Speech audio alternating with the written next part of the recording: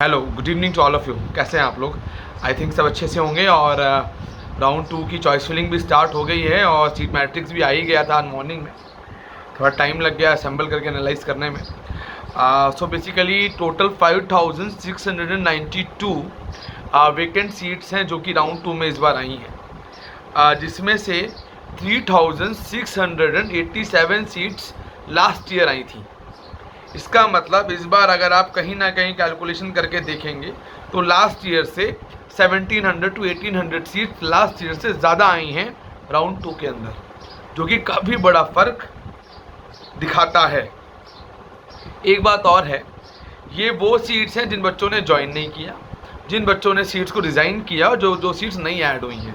जैसे कि बताया गया था कि 200 सीट्स के आसपास ऐड होंगी, लगभग उतनी ही नई सीट्स हैं जो कि ऐड हुई हैं पूरे को देखने के बाद।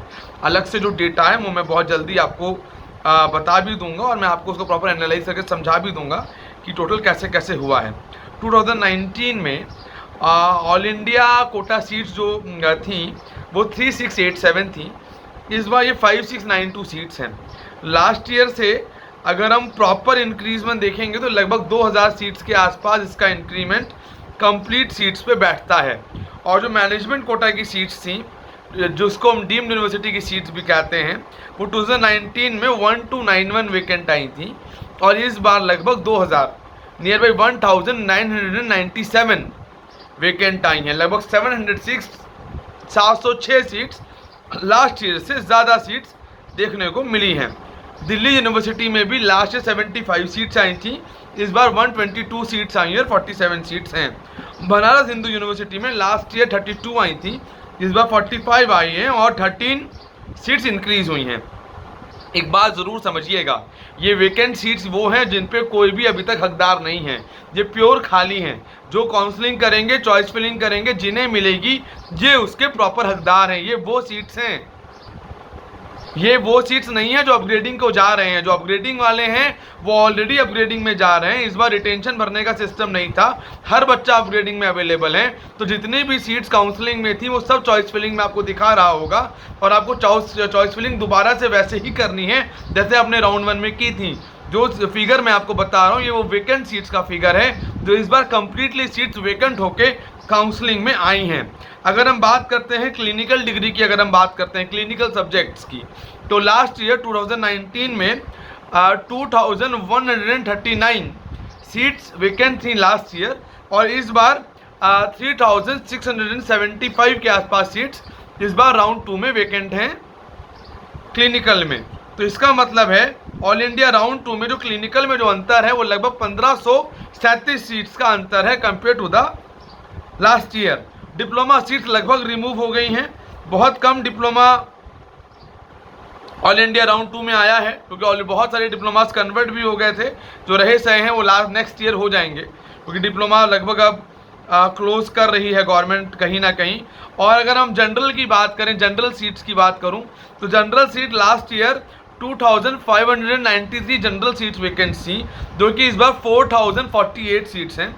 टोटल जो इंक्रीज़ हुआ है वो 1455 सीट्स का इंक्रीज़ है। अगर आप ओवरऑल देखेंगे लास्ट ईयर से तो लगभग जो डिफरेंस बैठता हुआ नज़र आ रहा है इस ईयर में और लास्ट ईयर में वो लगभग 40% सीट्स का बढ़ता हुआ आ रहा है। ऐसा मैंने पहले बताया भी था कि टोटल सीट में से लगभग 60% सीटें जो होंगी वो लगभग वेकेंट आ सकती हैं। तो नियर बाई 50 से 60, कुछ ब्रांचेस में 45, कुछ में 55, कुछ में 62, ऐसे ब्रांच वाइज निकालेंगे तो ब्रांच वाइज उतनी सीटें रिवर्ट होके आई हैं। अगर आप प्रॉपर इसको एनालिसिस करेंगे, प्रॉपर अगर आप समझना चाहेंगे तो एनेस्थेलॉजी में ऑल इंडिया कोटा राउंड 2 में लास्ट ईयर 350 सीट्स थी जो कि आई थी, इस बार 645 सीट्स हैं जो कि रिटर्न आई हैं। लगभग देखा जाए तो लगभग इस ब्रांच के अंदर 40-45% का इंक्रीज देखने को मिला है कंपेरेटिवली लास्ट ईयर से इस साल में।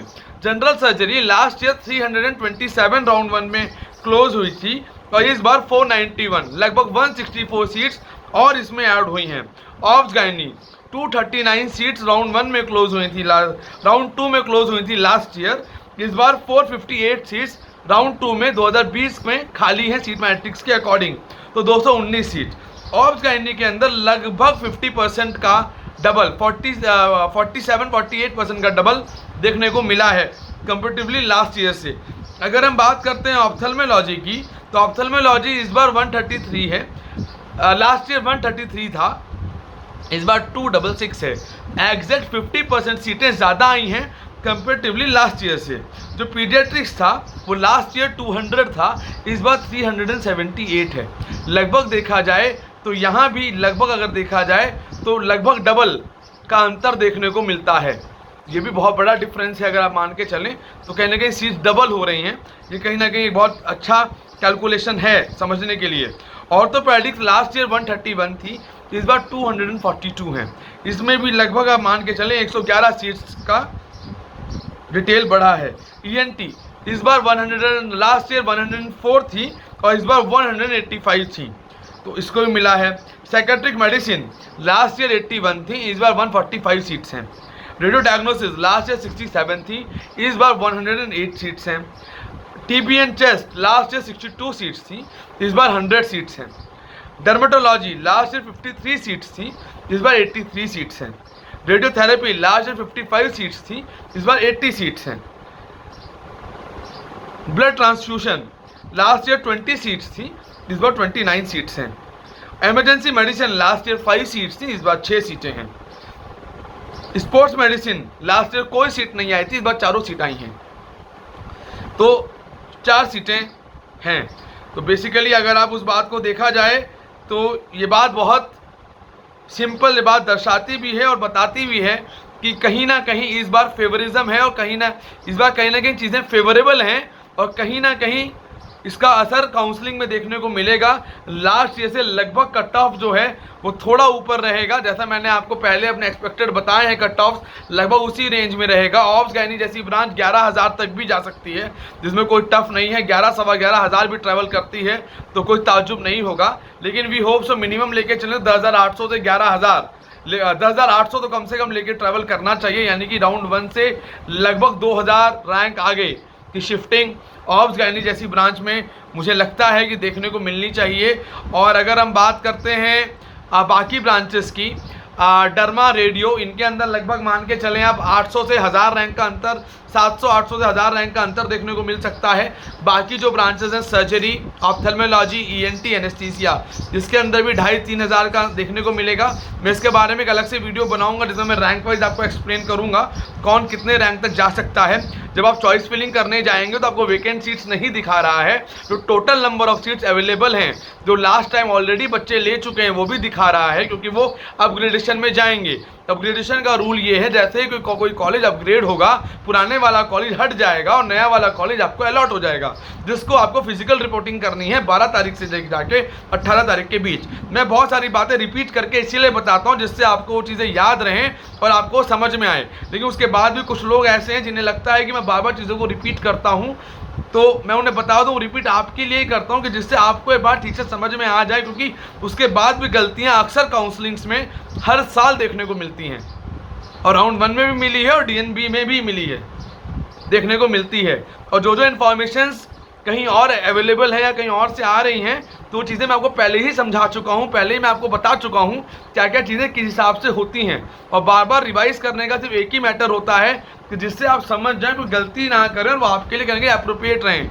हो सकता है कि कुछ लोग हैं जिनको नहीं समझ में आती हो बात, क्योंकि उनकी सोच थोड़ी अलग होगी, लेकिन ये चीज़ है। जैसे अब कट ऑफ एनालिसिस है, ये कहाँ से आया है?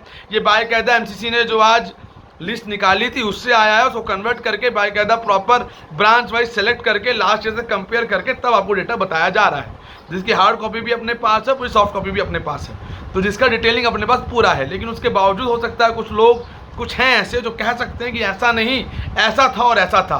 तो इसके लिए बाकायदा जो गिनती है वो फिक्स है, वो चेंज नहीं हो सकती, वो अवेलेबल है, उसको आप देख सकते हैं। वो एकदम जो सोर्सेज हैं वो मेडिकल काउंसिल कमेटी की जो वेबसाइट पे जो मैट्रिक्स आया है वो सोर्स है, जो आपके पास भी उसकी एक ओरिजिनल कॉपी अवेलेबल है। अब आ जाते हैं हम डीम्ड यूनिवर्सिटीज़ के ऊपर कि डीम्ड में क्या असर रहा और क्या असर देखने को मिलेगा। अगर हम डीम्ड यूनिवर्सिटीज़ की बात करते हैं तो डीम्ड यूनिवर्सिटीज़ में लगभग जो क्लिनिकल डिग्री थी लास्ट ईयर जो खाली आई थी क्लिनिकल सीट्स, वो लगभग 599 सीट्स आई थी। 599 सीट्स आई थी, इस बार 1 2 3 4 सीट्स आई हैं। 635 सीट्स का इंक्रीज इस बार हुआ है। अगर मैं करूँ इसको ब्रांच वाइज, अगर मैं कर देता हूँ, तो अगर मैं इसको ब्रांच वाइज आपको करके शॉर्ट करके बताऊं तो रेडियो डायग्नोसिस में लास्ट ईयर 35 सीट्स थी राउंड 2 में, इस बार 65 सीट्स हैं और 30 सीट्स का डिफरेंस है। और डर्मेटोलॉजी लास्ट ईयर 20 सीट्स थी, इस बार 44, यानी कि डबल सीट्स हैं जो कि अवेलेबल हैं राउंड 2 के अंदर ऑल इंडिया काउंसलिंग में, तो चांसेस ठीक हैं। Obs gynae last year 50 seats थी, इस बार 106 सीट्स हैं। तो जो मैंने कट ऑफ बताया था कि इन डीम में 5-6 हज़ार का भी फर्क आ सकता है, तो आने के चांसेस हैं। ऑर्थोपेडिक्स लास्ट ईयर 51 सीट्स थी, इस बार 110 सीट्स हैं। General medicine last year 94 seats थी, इस बार 167 सीट्स हैं। एनेस्थेलॉजी लास्ट ईयर 97 सीट्स थी, इस बार 174 सीट्स हैं। General surgery last year 84 seats थी, इस बार 183 सीट्स हैं, यानी कि लगभग 99 सीट्स का इंक्रीमेंट इस ब्रांच के अंदर देखने को मिला है। ईएनटी लास्ट ईयर 38 सीट्स थी, इस बार 84 सीट्स हैं। काफ़ी बड़ा वॉल्यूम, डबल से भी ज़्यादा का वॉल्यूम है जो देखने को मिला है। ऑप्थेल्मोलॉजी लास्ट ईयर 34 सीट्स थी, इस बार 77 सीट्स हैं। ओवरऑल अगर आप कैलकुलेशन देखेंगे या ओवरऑल अगर आप चीज़ों को समझने की कोशिश करेंगे तो ये है कि लास्ट ईयर से ज़्यादा सीटें आई हैं, लगभग 200 से 250 के बीच नई सीटें हैं जो ऐड हुई हैं। बाकी बच्चे रिज़ाइन करके इस बार आए हैं। कंपैरेटिवली लास्ट ईयर से लगभग 40-50% सीट्स ज़्यादा हैं। अगर आप पूरा कैलकुलेशन एवरेज देखेंगे तो लगभग 50% सीट लास्ट ईयर से ज़्यादा हैं जो कि इस बार ऑल इंडिया राउंड 2 के अंदर पार्ट ले रही हैं। और ये कहीं ना कहीं कुछ ब्रांचेस में मेजर इफेक्ट दिखाती हुई नजर आएंगी। अगर यहाँ पे भी बच्चे सीट लेते हैं और छोड़ते हैं तो इनका असर आपको स्टेट्स में भी देखने का मिलेगा, क्योंकि बच्चा सीट एक ही जगह लेगा, किसी ने यहाँ पे सीट ले ली और वो छोड़ देता है, उस सीट को ज्वाइन नहीं करता है, तो वो सीट रिवर्ट होकर आपके स्टेट काउंसलिंग के राउंड 2 में चली जानी चाहिए मेरे हिसाब से, तो वहाँ पे पॉजिटिव शिफ्ट आएगा। इसका मतलब है कि आसार अच्छे हैं, पॉसिबिलिटीज़ काफ़ी ज़्यादा बेटर हैं, कंपैरेटिवली काफ़ी अच्छे हालात नज़र आते हुए दिख रहे हैं। खासकर जो मीडियोकर रैंक, जो बीच रैंक के बच्चे हैं 8, 9, 10, 11, 12 हज़ार वाले, उनके लिए एक उम्मीद बनी हुई है कि उन्हें हो सकता है कुछ ऊपर की ब्रांचेस मिल जाएँ। 12-13 हज़ार रैंक हो सकता है सेक्रेटरी, हो सकता है ऑप्थेल्मोलॉजी, हो सकता है ENT, हो सकता है सर्जरी के भी कुछ कॉलेजेस 11,800 या 12,000 रैंक है, तो शायद कुछ जगहों पे फ़र्क देखने को पड़ सकता है इन ब्रांचेस के अंदर। अपर ब्रांचेस की बात करें तो ज़्यादा शिफ्ट नहीं करेंगी, वो 1000, 1200, 1500, मैक्सिमम 1400, 1500 शिफ्टिंग आ सकती है कुछ ब्रांचेस के अंदर। मेडिसिन पीडिया जैसी ब्रांचेस के अंदर ऑब्स गायनी 2,500-2,000 तक का डिफरेंस ऑब्स गायनी ट्रैवल कर सकती है। कुछ ब्रांचेस होंगी जो अंतर लेंगी, लेकिन अंतर आएगा ज़रूर, शिफ्टिंग देखने को कहीं ना कहीं ज़रूर मिलेगी। मेरे हिसाब से मिनिमम अगर मैं मान के चलूँ लगभग 1000-2000 की शिफ्टिंग काफ़ी ब्रांचेस में देखने को मिल सकती है, तो एक अच्छी पॉसिबिलिटी है और एक अच्छा इंडिकेशन है आपके लिए। तो चॉइस फिलिंग ठीक से करें, जो कॉलेज चाहिए वही चाहें, अपने आप को फोरफिट कराने की आवश्यकता बिल्कुल भी नहीं है। फीचर्स को फोरफिट बिल्कुल भी किसी भी कंडीशन में ना कराएं, प्रॉपर चीज़ों को सीक्वेंस वाइज लेके चलें, वो आपके लिए ज़्यादा बेहतर है, वो आपके लिए कहीं ना कहीं फ्लेक्सिबल भी होगा और आपको आने वाले वक्त में कहीं ना कहीं सहायता भी करेगा। ये बहुत ज़्यादा इम्पॉर्टेंट चीज़ है जो मैं आपको समझाना चाह रहा हूं और मैंने आपको बताया है। तो इनको चीज़ों को आप प्रॉपर ध्यान दे के चलें। कोई डाउट हो, कोई कन्फ्यूजन हो, आप कॉल कर सकते हैं 9675200801, 9690796426।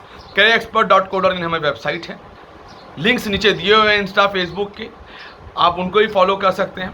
मेरा एक आर्टिकल जस्ट पब्लिश हुआ है आज एनवायरमेंटल डे पे, आप उसको भी एक बार देख सकते हैं, कुछ टॉपिक उसमें भी रिलेटेड हैं।